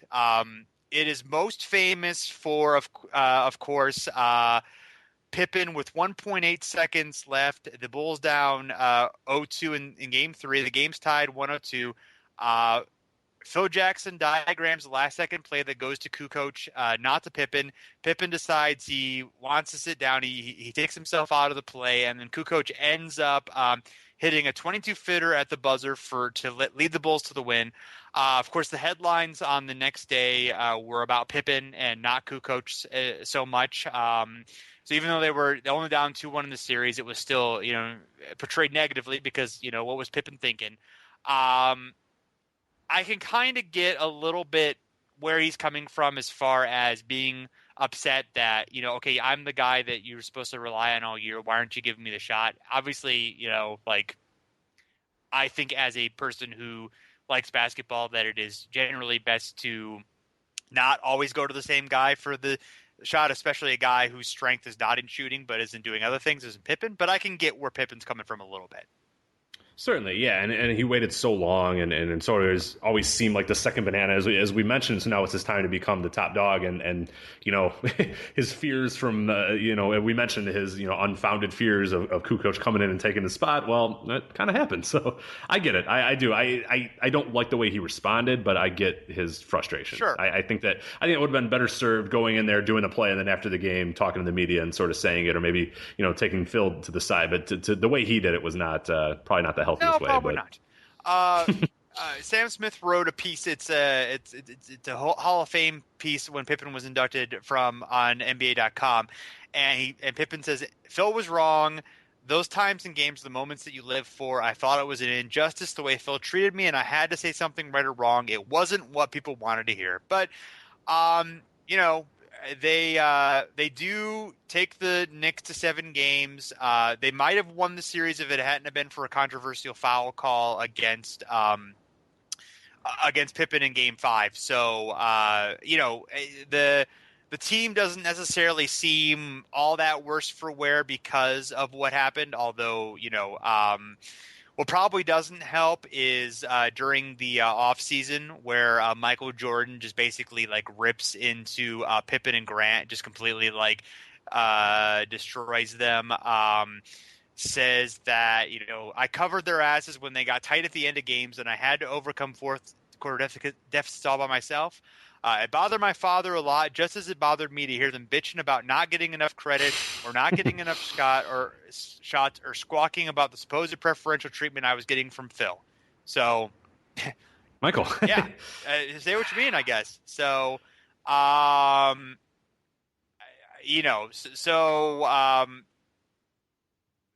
but Jordan decides to come back, I guess, in less than a year. So I guess he wasn't that mad. No, he got over it. He was able to put it behind him. So the 94-95 season, the Bulls slide a bit by their standards. They're 47-35, although that may be a little bit of a misnomer because they had an expected win-loss of 54-28, so they weren't necessarily that far off. It's a pretty large swing. That's pretty insane. Yeah, that's unusual. That amount of it. So they were still third in the East. They were 30. Also, they were 34-31 when Jordan came back, and then he helped them, to pretty good run to close out the season. Pippen led the Bulls in 5 categories: scoring, rebounding, assists, steals, and which he was the first in the NBA in steals, the only time he'd ever lead the league in anything, and block shots. He was the first player to top the club in these 5 categories since Dave Cowens in the 78 season for the Celtics. Yeah, it's an interesting team and an interesting dichotomy for that team, but it was Jordan came back at about the right time because, as you mentioned, it's pretty telling that they were 34-31. So I mean, it's not like they were awful, but that's pretty telling. Where the year before, it didn't really hurt them that much without. I mean, not to say it didn't hurt them a little bit. I mean, obviously did, but they were able to kind of get through it and still be a pretty good team. Whereas this year, there were some chinks in the armor there. But luckily, Jordan came back and all was well. They also lost. Soon. They lost Horace Grant, which I imagine was probably big that was huge. Yeah. They actually lost Cartwright and King and Paxton. They did get Ron Harper, so they're kind of transitioning to that second dynasty roster, with the exception of one piece, which we'll talk about very shortly. They beat the original Charlotte Hornets, but they fell to the Orlando Magic 4-2. The Penny Hardaway and Shaquille O'Neal Orlando Magic. That was this series was kind of thought of at the time as like a big passing of the torch of like, okay, Shaq and Penny are going to dominate the league, and Pippen and Jordan and the Bulls are yesterday's news. Of course that is not what happened, but I still feel like this playoff series loss is kind of conveniently forgotten in the Jordan, 6 championships narrative, and he never, he won all those championships in a row, and he retired for those 2 years. Well, actually he retired for a year and a half and he came back. And granted, it's still impressive to do what he did because he hadn't trained for basketball. There were knee issues and so on and so forth. I get that, but it's still he did. It's sort of conveniently forgotten that they lost this series. Yeah, absolutely, and that's in the pantheon. It's easily forgotten that sometimes you do lose, even if you're Michael Jordan, but that's okay. Yeah. That's so, not a lot for other people. 95 and 96, they add Dennis Rodman, and things go pretty well. They are 72-10, in fact. And even though Rodman wasn't particularly liked by Pippen, in fact, Pippen says, "No, I have not had a conversation with Dennis. I've never had a conversation with Dennis in my life, so I don't think it's anything new now, even though they're in the same uniform." But however, it works awesome in the basketball court. They storm through the playoffs with the Heat, Knicks, and Magic. 15-3 record before the 6-game finals win over the Sonics. They actually they went up 3-0 in this series. Then they kind of let off the brakes and then, clinch it in Game 6. They're basically the same team as the previous year with the addition of Rodman, although they decided, I guess, to bring back James Edwards and John Sally to keep Rodman company just so they could have some bad boys there. I do find it hilarious that they had 3 members of the bad boys on that team. Yeah, no, it's always pretty funny. Yeah, that for a team that and they talk about so viciously about how they try to kill us and end our careers and that sort of stuff. Right, exactly. That's come on, win a title. We'll bring you guys back. It's cool, You also have Jack Haley this year, who played in exactly 1 game, 7 minutes, and scored 5 points. So this nice. was his. Haley. And Jack Haley was that's probably PR leader. Yeah, exactly. No, and he was definitely, and they always remarked that he was the guy who was really good friends with Rodman. So he's basically brought in there to make sure that Dennis Rodman didn't get arrested or showed up to the games or because this is prime Rodman partying and weird colored hair and all that sort of stuff. So they needed to have a guy that was like, oh, okay, we're going home. We're going. So that was Jack Haley's contribution in addition to his 7 minutes all year. So it's a pretty good paycheck. He probably had to carry the suitcase that had all the giant dresses in them too. Oh, I'm sure. Yeah. And the just cans of spray paint. So trying to look up how much Jack Haley made for that year. I don't know if basketball. I'm sure it was worth every penny. $225,000. There you go. That's not a bad chunk of change for 7 minutes. So. There you go. Pippen and Jordan were named to the All-NBA first team. The two, along with Rodman, were on the All-Defensive team. Pippen was 5th in MVP voting and 2nd in Defensive Player of the Year. Pippen also played on the 96 Dream Team, which was not as interesting as the 92 Dream Team, but did roll through the Atlanta Olympics all the same. 96 and 97 was the 5th title. They finished with a very close to the same record, 69 and 13. They roll through the league in the same way. However, they do add Robert Parrish, who at age 43 is at the end of the bench. Yes. And so I guess the Bulls have 4 of the top 50 players of all time who are named this year because they have Parrish in addition to Pippen and Jordan. Well, no, I guess 3. I'm sorry. I was thinking Rodman, but Rodman's not on the list. So never mind. He's the 3rd youngest player on that list behind David Robinson and Shaq. Yeah, which is impressive company for sure. That's amazing that Shaq got there that quickly though. But I mean, Shaq was he was an animal. Yeah, I get it. Yeah, right. That was a futures buy. That was like, well, this guy's probably going to be good for a while, so let's just kind of throw him out there. So. It would have sucked if they put Penny Hardaway there, though, already. Like, yeah, this Penny guy's going to be great. Oh, yeah. God. So that was probably a good decision. Grant Hill, Jerry Stackhouse. The fun will never end with these guys. There you go. Grant Hill. I'm sure, yeah. So, final game of the regular season, Scottie actually missed a game-winning three that would have led the Bulls to have a back-to-back 70-win seasons, which I know was disappointing for you. Oh, it was. Yeah, what a bum. I remember that game, too. I remember it very vividly. And just, yeah, the Bulls, I mean, Chicago was – you would never have seen a team that would, like, calls to sports radio. So, like, people were legitimately upset that this team had only won 69 games this year. It's just – it's fascinating what winning can do to you and what dominance can do to you. Like, you know, I mentioned earlier how people were like upset that they didn't sweep every series. Right. It was the same thing with this. It's like, oh my God, come on. Like, I mean, you won 69 games. Like, you're the best team ever. But but it's not enough. Not enough when you won 72 the year before. So it's funny. Because, what have you done for me lately? Yeah, it's funny because they actually go 16-4 in the playoffs after having gone 15-3 the previous year. But they say, well, somehow this year felt completely different. You know, Pippen says it was a fight, a struggle, whatever you want to call it. But Phil told us a few days ago that the harder the journey, the better it feels when you get to your destination. He was right. So I don't know if it really was that much harder. They just had to make it feel harder to motivate themselves. But, you know, so Pippen has another awesome year. Actually, it's his final All-Star year because he's hurt for most of the rest of the next season, you know, before the All-Star game. But he's 11th in MVP, 4th in Defensive Player of the Year voting. Jordan's actually 5th, second team All-NBA, and first team All-Defense. So still getting the accolades. There's a lot of talk still kind of about the whole will the Bulls stay together thing.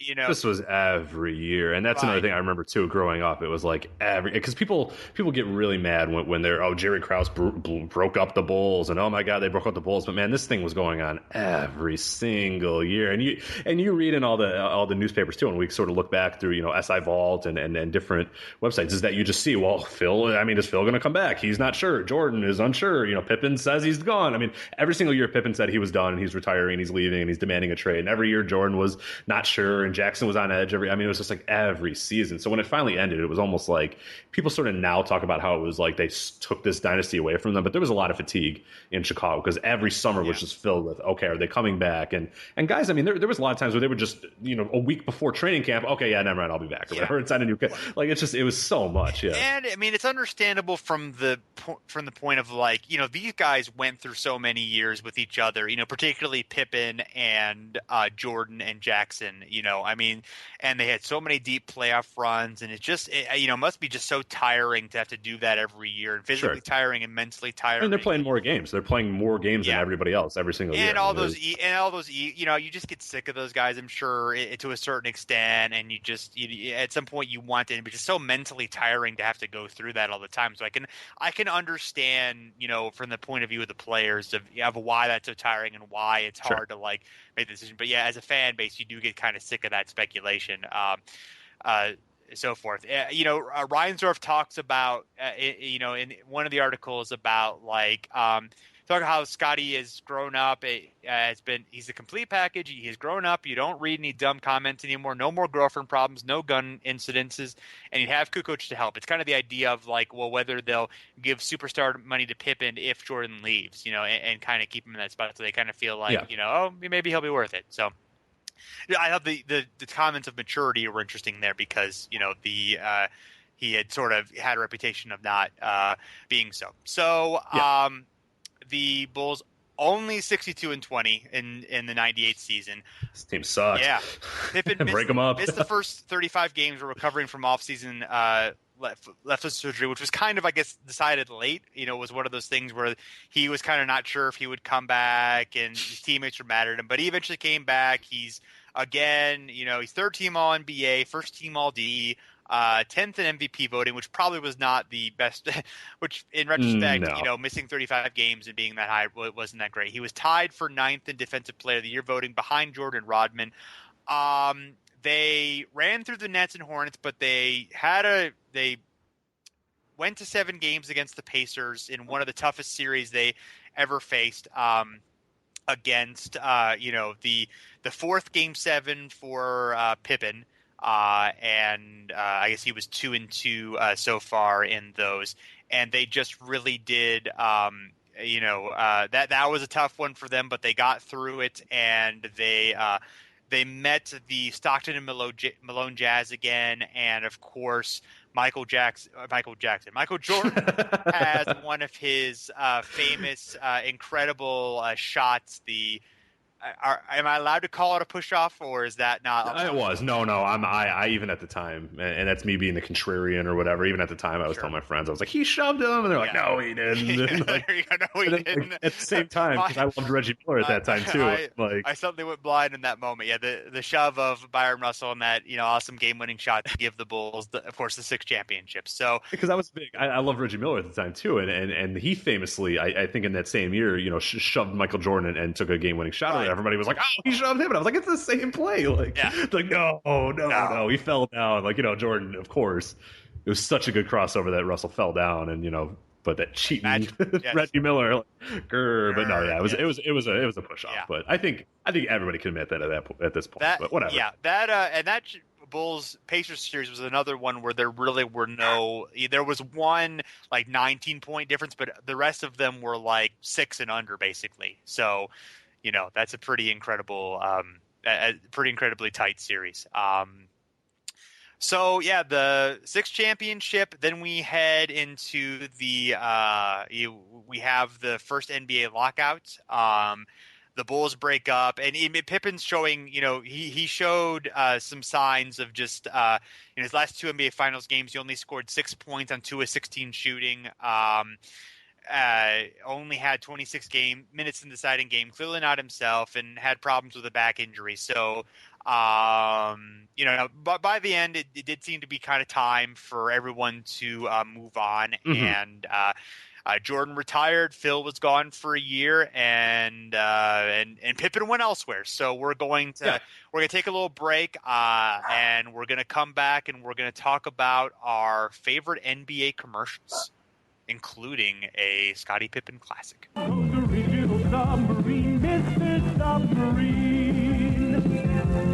This is 1 6-footer. I can't handle one-on-one. Ladies, let's have a party. Choose from Mr. Submarine's great lineup of your favorite subs. Mr. Submarine's king-size sub, a regular sub piled high with your favorite meats and cheeses. For the best-tasting meal around, Mr. Submarine is the real stuff. Taco's original submarine, Mr. Submarine.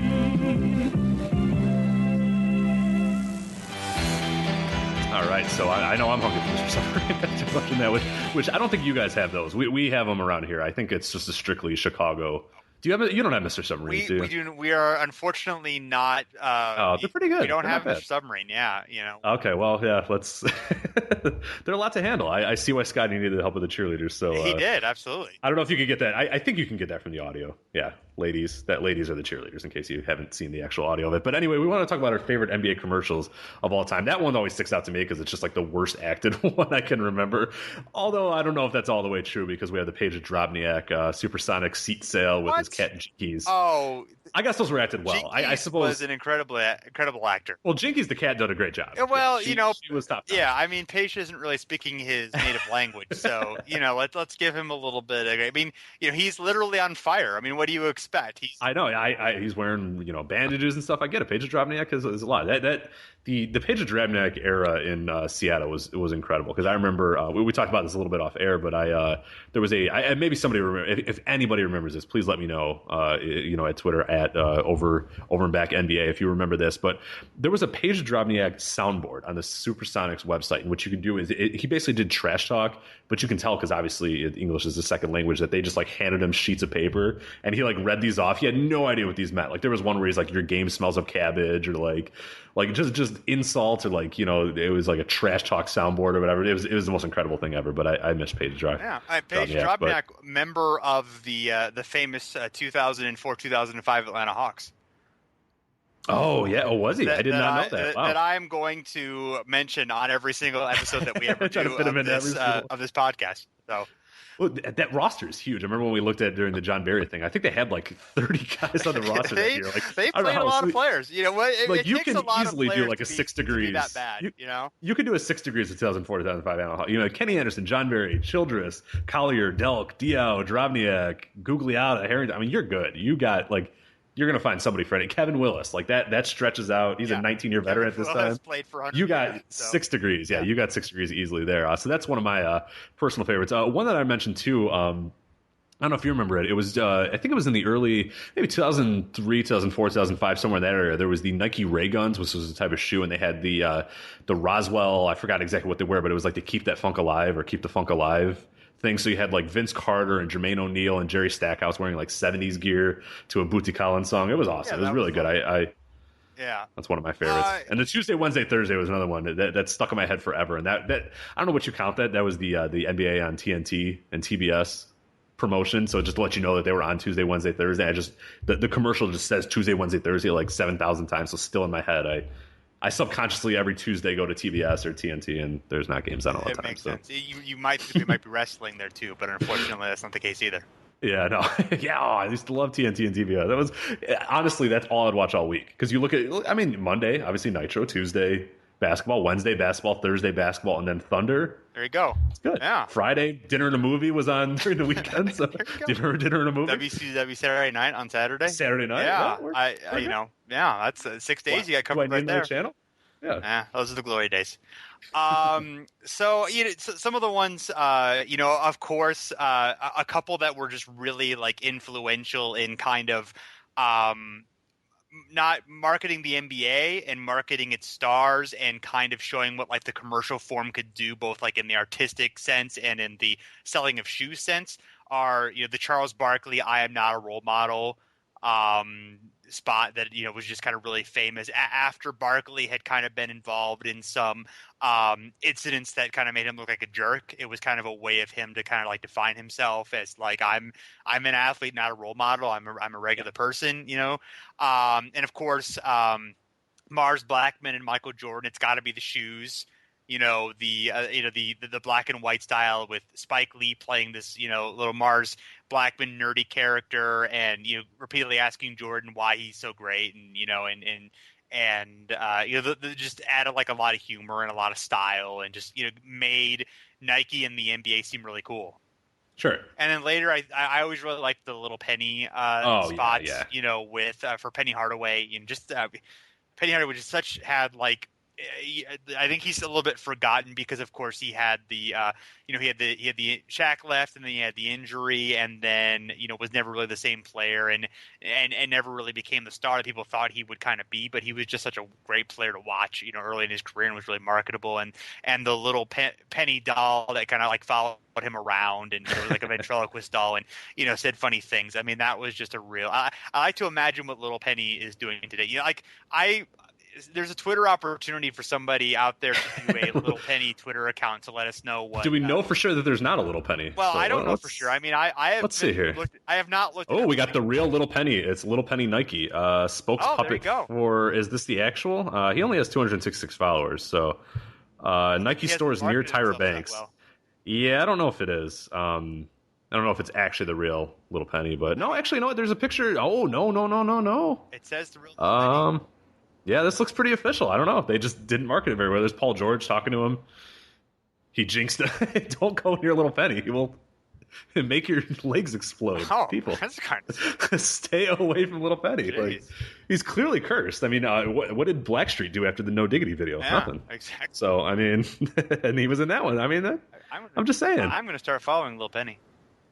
There we go. I think I should too. Yeah. Yeah. Okay. There it is. Now he has 267 followers. Very good.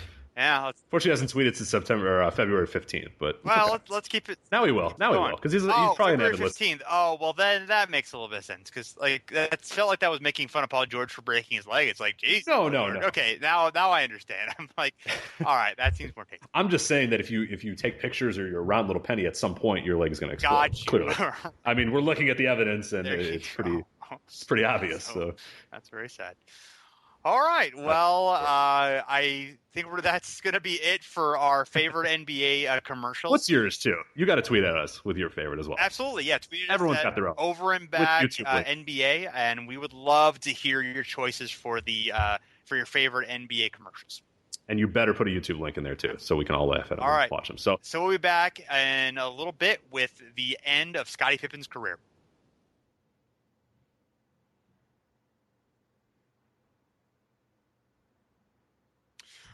All right, so we're back, and we are going to talk about the end of Scottie Pippen's career. He was traded from the Bulls to the Houston Rockets in 1999, attempt to build a super team with Pippen, Charles Barkley, and Hakeem Olajuwon. It did not go so well. No. They had Coutinho Mobley taking game-winning attempt shots. It was the lockout year, so there were only 50 games in the season. It was hard for the veterans to kind of, get back in gear. Although Barkley and Hakeem did have strong seasons, it was actually Pippen who kind of fell off that season. He did get first team All D, but so forth, but his scoring was way down. He was like, I don't know. I was like 6th, I think, on the team in win score per 48 minutes. So not so strong, and they don't do well in the playoffs either. They lose to the Lakers in 4 games. Barkley and Pippen feud, and so they decide, hey, maybe we'll trade him to the Blazers for Stacey Augmon, Kelvin Cato, Ed Gray, Carlos Rogers, Brian Shaw, and Walt Williams. It's a big haul. That is. For one guy. That is. Because it was straight up, right? It was just him for all those dudes? Or no? There had to be somebody else in there, right? Let me. I think maybe there was... No. Old school NBA trades are weird, That though. was all. Yeah. So... Like, I was looking earlier. Oh, my God. So you had 1, 2, 3, 4, 5, 6 guys for one. Yeah. What the hell? Now, the Blazers were able to get Augmon back. So... good. Okay. Yeah. So, thankfully. So at this point, he's 34. He's on a Blazers team that has a lot of named players. They've Rasheed Wallace, they've Steve Smith, Damon Stoudemire, Andreas Detlef Schrempf, Greg Anthony, Brian Grant, Bonzi Wells, a very young Jermaine O'Neal, and then Augmon. But 6 of those guys are over 30. They're a pretty old team. They don't really have that star. They're coached by Mike Dunleavy, which probably isn't your best bet for an elite team. So they, and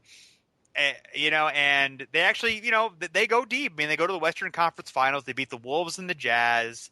And then in the Lakers, it goes 7. They're actually down 3-1. They rally for Game 7, but they famously blow a 15-point lead in the fourth quarter. Pippen only scored 12 points on 3 of 10 shooting, and it didn't. And was definitely like,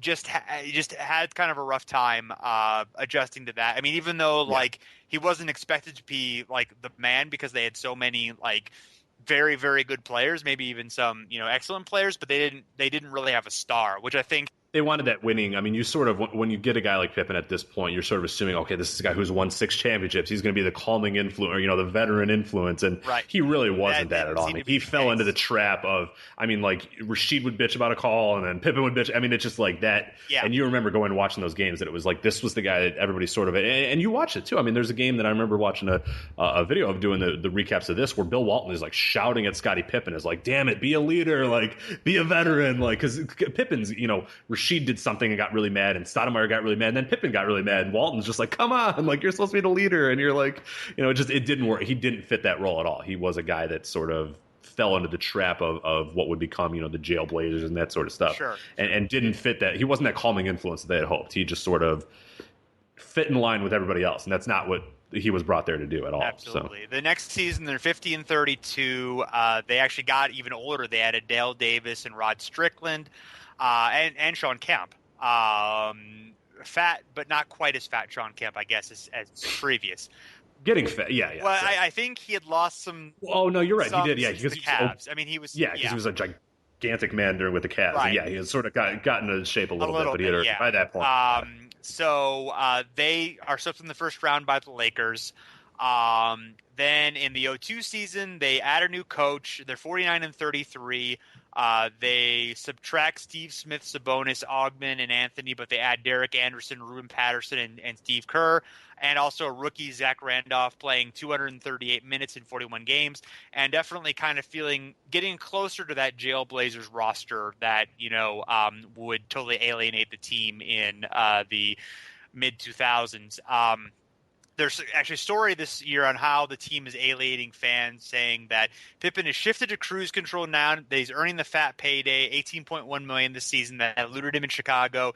He was averaging 9 points a game, the fewest since his rookie year, again swept by the Lakers. He actually finishes better than the story has at that point, but it's still definitely like, there's certainly the perception, if not the reality, that he has, he's just kind of cashing the checks a little bit, and he's not necessarily playing as hard as he could be. So yeah. Then the 03 season, about the same record, 50-32. So they have a 50 and 49 and a 50-win season all in a row. So about the same spot, despite the roster changing over a little bit. Kemp and Kerr are gone. Jeff McGinnis and Antonio Daniels are in. Sabonis actually makes a comeback after being retired for the season.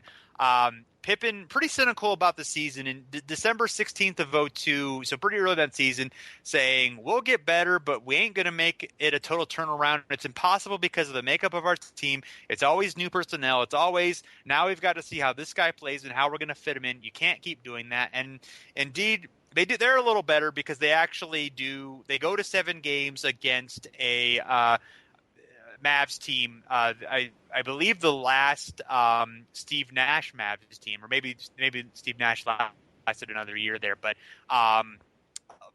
in the 03 playoffs. So, they do kind of have one, pretty good playoff series against the Mavericks. Some pretty competitive games there. But then Pippen's contract is up, and he decides to, or I guess the Bulls decide to give him another run. They're very clear about, like, hey, he's just going to be kind of a guy who's going to show them how to be professionals, get them to play hard. He'll play a little bit, but won't be, a team. Bill Cartwright is the coach. He's actually replaced pretty early in the season by Scott Skiles. And what a strange team they had that year. Oh, one of my favorite teams of all time. I remember growing up, Bulls tickets at this point were, because they had been awful for a few years before this, Bulls tickets were super cheap. And I think I was in high school, and like, if you showed a high school ID, you got in for like $10 or something. It was ridiculous. So I went to tons of games this particular year. So this is a team that's synonymous with my childhood. Yeah, I mean, unfortunately, I had a rough childhood. Oh, there you go. Yeah, because the Bulls obviously have been terrible since the since that year. They would actually be pretty good the next year, and then kind of bounce up and down until Derrick Rose. But they had Jamal Crawford, they had Kirk Heinrich, Eddie Curry, Antonio Davis, Jerome Williams, Tyson Chandler, who had kind of an injury-plagued year, plus Pippen, Jalen Rose, Daniel Marshall, Gennaro Pargo, Paul Shirley, and Roger Mason. So just kind of a weird roster. But he doesn't end up playing the second year. He's waived, but he makes $10 million over those years. So the Bulls give him a decent payday at the end of things, after all. Yeah. So when people say that the Bulls are cheap and they don't, amnesty people and that sort of crap that Bill Simmons and the unresearched do, then that they gave that guy $10 million a year to just kind of sit there and do nothing. Well, I think it was $5 million per year. Or $5 million per year, but then also, and that's not bad for a guy that was, he not good at that point. And really, in a lot of ways, when he was sent over to Houston as well, they did it in a sign and trade and only got, I think, Roy Rogers and somebody else back. And the sign and trade was the reason for that was to get, Pippen the most money on his way out. So there's always this narrative that they're cheap and all that sort of stuff, and it's just it's unfounded and not true, because there's plenty of examples. So there you go. Do your research, Bill Simmons. Yeah, idiot. Which he most certainly. I would imagine so. Why would he not? Exactly. Come on. So unless he wants to come on the show, and then he's not. Bill. Great. We All right, I'll take the Twitter mention if he wants to. But, there you go. So, anything we kind of want to talk about as far as the legacy of Scottie Pippen, or anything in the advanced stats that kind of pop out to you? Yeah, so I sort of did a little bit of advanced stats look at Pippen, and I was kind of surprised that he doesn't grade out all that well, or as well as you think he would for being, a top 50 player of all time, a first ballot Hall of Famer, all that sort of stuff that we're talking about, which he absolutely deserves. But advanced stats don't really seem to fit him all that well, and that could be, limitations in advanced stats for sure. And I'll definitely agree to that. But it's pretty interesting to see. All time, he ranks 18th in defensive win shares, and that's NBA and ABA combined. He's 16th in the NBA only, so the only two were Artis Gilmore and Julius Erving, who beat him out in that one. So 18th all time in total. That's not bad. That's pretty solid. 21st overall in steal percentage at 2.92. But what was interesting is he's below a lot of contemporaries like Nate McMillan, Mookie Blaylock, John Stockton, and even Michael Jordan. So it's pretty telling there. And that was just an era where there's a lot of steals. You look at the 80s and the early 90s was just a steal haven, and I don't exactly know why that was, but you sort of see that a little bit, and less so than what you see now. I mean, it's just interesting to see those contemporaries of his, above. I wouldn't assume that a Mookie Blaylock was a better defender, but and steal percentage isn't quite, it's obviously not that, but just interesting to see regardless. Effective field goal percentage, he ranks 180th all time, which I thought was pretty shocking too. But I mean, the guy wasn't. We sort of talked about how Jordan was kind of a pure scorer. Pippen was never that. He sort of had to use a lot of little tools and a lot of stuff, and he was really good at bank shots and really good at sort of the mid-range and that sort of stuff. So that could be a big reason why his effective field goal percentage, all time doesn't rank, an elite level. And then win shares per 48 minutes, he's 111th all time. And what's very interesting about this is that his bowl seasons, he's got incredible. I mean, he's top of the league, win shares per 48. What really happens, though, and maybe less so with a lot of other people who sort of leave at least near top or at near the top of their games or whatever, Pippen didn't do that. His first year in Houston, he's down a lot in win shares per 48. It goes up a little bit in Portland, but then goes down. And then his bowl seasons obviously were just horrendous for that, and that really hurts him overall in that stat. So I don't know if that's entirely fair, but it's still a pretty interesting point about his career of sort of the rise. And then the sort of the rapid fall, and then the fact that he sort of fell for a while before kind of getting out of the league. Whereas a lot of guys and a lot of these top stars we're going to talk about, or all time best great players, when they're sort of retiring, it's there's maybe 1 or 2 years, and then they're like, all right, look, I don't have it. There's a guy like Shaq who hung around for a few years after, but even a guy like Jordan, when he came back with the Wizards, was still okay, but didn't hang around for another 4 or 5 years. Whereas Pippen sort of had maybe 3 or 4 years of really substandard by his measures, and it sort of hurts him in a few of those advanced stats, especially the win shares per 48. But that's as much as I see. I mean, overall, the guy, I think, regardless of advanced stats, I think he absolutely deserves to be a top 50 player of all time. I think he absolutely is a first ballot Hall of Famer and one of the greatest players of all time in my mind. And I don't think anything's going to change that, whether advanced stats or not. Yeah, so. And I mean, Pippen. I think we can agree that the box score and even some of the advanced stats, they don't necessarily capture all of what he did, because he was such an effective player on defense, and he was important for setting up his teammates and offense and moving the ball around, and some of those things. So the numbers, they paint a picture, but it's certainly not complete. And but even some of the stats, at least the total stats, he is 39th all time in just in win shares, which would be around the spot where I would say that he kind of belongs, compiling his career. That would be, I would roughly kind of think he's in the top 30 or 40 in NBA players, of all time. I haven't done a study or anything, but just kind of thinking that would kind of make sense about where he was. And obviously, we've talked a little bit about, he was just a guy who really revolutionized the small forward position in a lot of ways. I think he made it more of a defensive position than it had been previously. Not that there weren't good defenders, on the wing, but I think he was just an elite defender on the wing. Not just in terms of steals, which obviously he did very well, but also in terms of just positional defense. And I do think that he's obviously a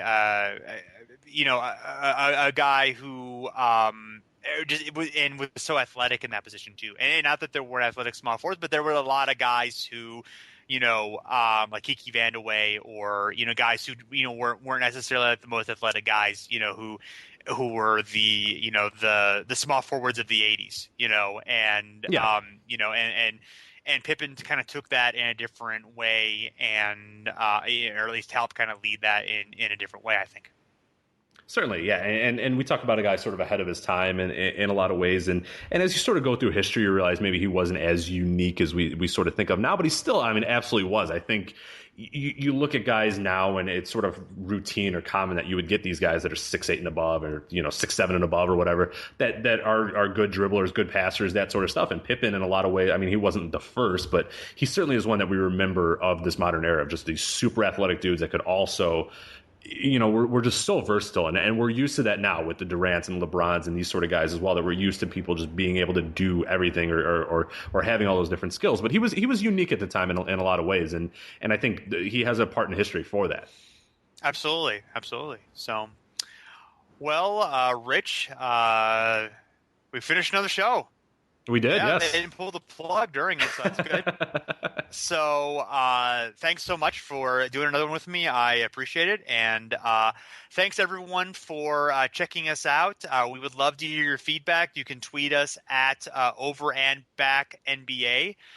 You can also you can leave story comments if you're checking us out at the Podium Game. You can leave story comments at the bottom of the post.